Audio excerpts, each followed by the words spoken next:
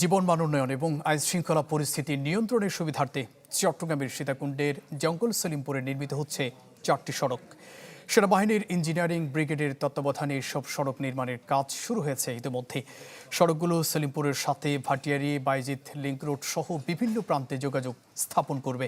মূলত যোগাযোগ ব্যবস্থার দুর্বলতার কারণে স্থানীয় বাসিন্দারা যেমন বহুদিন ধরে দুর্ভোগে আছে, তেমনি সেখানে আইনশৃঙ্খলা পরিস্থিতির নিয়ন্ত্রণও কঠিন হয়ে পড়ে।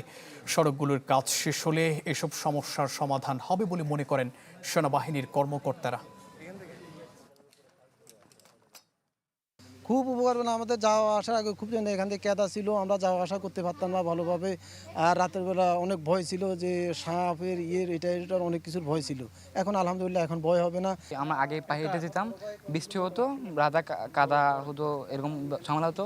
এখন যদি গাড়ি আসা যাওয়া করে তো আমরা গাড়িতে করে যেতে পারবো, সময়টা বাঁচাতে পারবো। এখানে 4টা রোড আলীনগর স্কুল থেকে চারদিকে